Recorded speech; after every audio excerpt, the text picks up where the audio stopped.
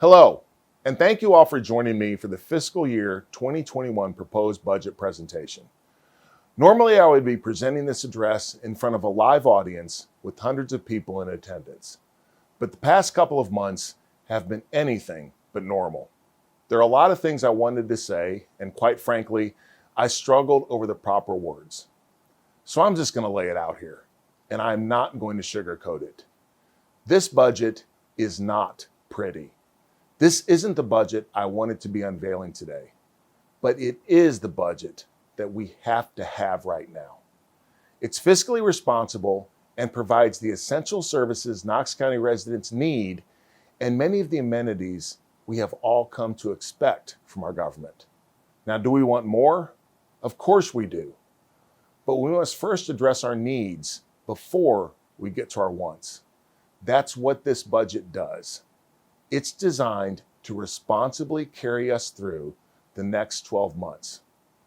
As you know, Knox County and the world is in a different place today than it was when I presented last year's budget. The economic fallout from the COVID-19 pandemic has forced us to shift our strategy from expansion to preservation. For some perspective, our budget has jumped an average of almost $25 million in each of the last 4 years. Even as recently as February of this year, we were on pace to present a budget with a $30 million increase. The pandemic changed all that. The money just isn't there anymore. This year, I am proposing an overall budget, including schools, our general fund, and the sheriff's office, of $849 million. Instead of $30 million more, that's $4 million less than the current budget. Despite inflation and a growing population, this is the first time in a decade the budget has decreased year over year. Here's a brief snapshot of what we're looking at. A $10 million year-over-year reduction in local option sales tax revenue, an $850,000 decrease in gasoline tax revenue, almost $800,000 less in hotel motel tax, a $2.5 million reduction in business tax, and fewer dollars coming from courts and fee offices. All of this is unheard of. It simply doesn't happen. Traditionally, we budget for a 1.5% increase in property tax revenue. I'm not doing that this year. Although there is more property on the tax rolls, there's also a good chance that more property owners won't be able to pay because of a loss of personal income or business revenue. In this proposal, there's some good and there's some bad. So let's go ahead and knock the bad out of the way. Last year, because of record sales tax revenue, Knox County Schools received its largest year-over-year increase in history, $22 million. This year, that increase is only a little more than $1 million. In addition, we expect Tennessee lawmakers to reduce the state's budget in the coming months, which we fear will hurt schools even more. If that does happen, I remain committed to working with Governor Lee and our delegation to ensure public schools receive the funding they are due. But let's hope it doesn't come to that. We also expect to lose almost $1 million in gasoline tax revenue. We use that money to pay for road maintenance and improvements. That means we have some tough decisions ahead when it comes to prioritizing infrastructure improvements. As always, the focus remains on safety first, and we will move on from there. On the expenditure side, because of the stock market's recent drop, we will be forced to contribute an extra $400,000 to the county's 3 defined benefit pension plans. Luckily, those plans are closed to new participants, but we are required by law to cover them when the market performs more poorly than forecast. Although we hate to dip into our savings, we plan on drawing down $3.7 million from the rainy day fund. This decision allows us to balance the budget while still leaving 3 months of operating costs in the fund. If you think about some of the great things that happened in the county during the past year, images of Garth Brooks, The USA Cycling National Championships and Bassmaster Classic likely come to mind. Visit Knoxville recruited and delivered each of these major events to our community. Unfortunately, the tourism industry, which funds the hotel-motel tax and subsequently Visit Knoxville, has borne the brunt of the pandemic. That means Visit Knoxville is looking to lose at least $300,000 this year, and possibly more. In addition to all this bad fiscal news, we had hoped to be reporting the progress important programs that All for Knox, the Knox County Church Network, and others were making battling the opioid and drug epidemic. Their work does go on, but unfortunately, it has been hindered by the pandemic. Likewise, before all this hit, we were in talks with the city and the state to partner on a regional psychiatric emergency facility. Sadly, those talks are now on hold, and funding for this vital project has dried up. The last piece of bad news hits very close to home for me. I'm talking about Knox County employees, my coworkers. I would be remiss if I did not thank you for your hard work and dedication. I am grateful for your service and the sacrifices that all of you have made during this pandemic. As you know, last month we furloughed a large part of our workforce. Though this was done to help offset revenue loss and hopefully avoid permanent layoffs, it was still the hardest thing I've had to do since taking office. In addition, we implemented a hiring freeze, cut work travel, and suspended salary increases, all of which are reflected in this budget for the time being. As mayor, my own salary is increased yearly through a state mandate.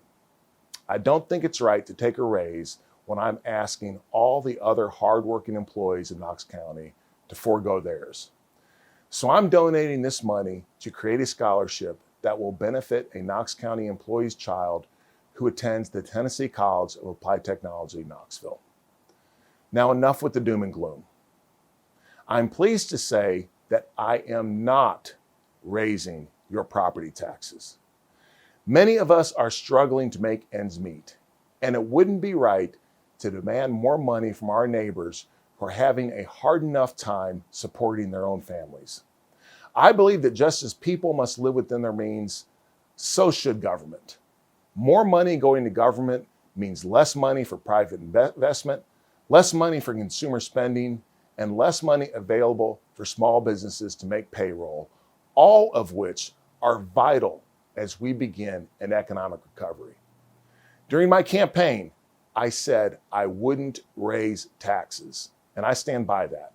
With unemployment on the rise and more small businesses failing daily, now is certainly not the time to raise taxes.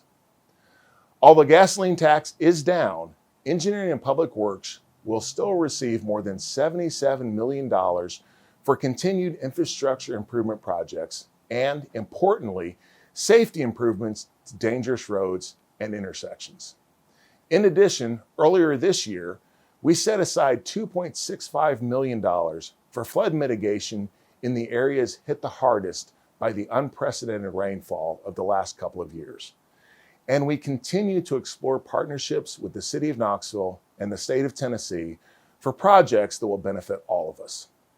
A lot like roads, it's important that we keep our parks in good order, as neglect and repairs will ultimately cost us more than timely maintenance. This budget allocates $100,000 to the Park Improvement Fund. That money is used to repair buildings, fences, and other structures at our parks, some of which have fallen into disrepair over the years.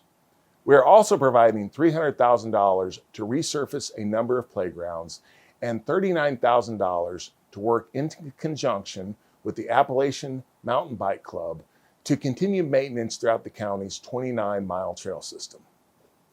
I'm pleased that the county's defined service contracts will be funded at the same level as the current budget. Our partners who receive these dollars do good work and deliver services more effectively and at a much lower cost than the county could provide. They provide shelter and health care for children, families, veterans, and seniors. They offer a safe place for the most vulnerable. They work to help those overcoming barriers of language or disability. And they support persons struggling with addiction, mental health issues, or the stigma of incarceration. I'm talking about the Emerald Youth Foundation, the Mental Health Association of East Tennessee, the Free Medical Clinic, Helen Ross McNabb, the Boys and Girls Club, Big Brothers and Big Sisters, Disabled American Veterans, and the Metro Drug Coalition, just to name a few. All of them are paramount to our community's success. Also key to our defined service contracts are the collaborations with our economic development partners, like the Knoxville Chamber, the Path to Prosperity, and the Development Corporation. For example, these organizations recently helped support the expansions of Kelvion, Fresenius, Cytel, Riley Foods, Axel Logistics, CMC Steel, Multicolor Corporation, and Verana Health. They also helped welcome new businesses, including Bose Allen Hamilton and VW Innovation Hub. Now that's a good start, but we can always use more. I believe the key to our economic future is the innovation sector. Our region boasts several unique world-class assets that will help us dominate this arena: the Oak Ridge National Laboratory, the University of Tennessee, and the Tennessee Valley Authority. This trifecta gives us a high-tech research and development package that is unmatched virtually anywhere in the world. The other key to our economic future is workforce development. A world-class workforce requires a world-class education system, and that leads us to schools. Although it's much less than I'd like to see, this budget does include step raises for eligible Knox County school employees. It also still provides funding for Lonsdale, Adrian Burnett, and the new Northwest Elementary School, as well as additions to Bricky McLeod and Sturkey Elementary Schools. Despite whatever cuts may come from the state, at the county level, we are committing $4.3 million to supplement the current school budget, including funding for the Kindergarten Intervention Program, the Knox County Education Foundation, which is formerly the Great Schools Partnership, and the Schools Literacy Program. Speaking of literacy, under this proposal, the library system will be able to enhance its collection of books, magazines, newspapers, streaming services, digital content, and subscription databases, as well as purchase 100 Launchpad tablets filled with educational apps for children. Because of the efforts of the library system, Knox County Schools, and our many other partners, Read City USA continues to be a success, promoting literacy and a love of reading in our community. This year, we challenged the community to collectively log more than 500,000 reading hours, or to read around the world 20 times in 2020. Even though we're only about halfway through the year, we've reached over 60% of the way to our goal and have less than 200,000 hours to go. Thank you to everyone who has participated, all 11,000 of you. I'm also grateful for our Read City USA student ambassadors and liaisons from public, private, and home schools. Because of you, the Reading Gives You Wings book drive netted over 11,000 books. And yes, I am certain of that number because we counted every single one of them. Big thanks to the Allergy, Asthma, and Sinus Center, Denart Construction, Friends of the Library, Hyatt Magical Vacations, Knox County Schools Partners in Education, Mobile Beats Entertainment, Outpatient Diagnostics, Stowers Cat, and Zach Ballinger for sponsoring the Read City USA 2020 school grants. There is no doubt that we are well on our way to becoming the best read community in America. In closing, I look forward to County Commission's approval of this budget with the understanding that this proposal is a working document. We have done our best to generate what we think are reasonable revenue projections. But this is an unprecedented situation and one from which government is not immune.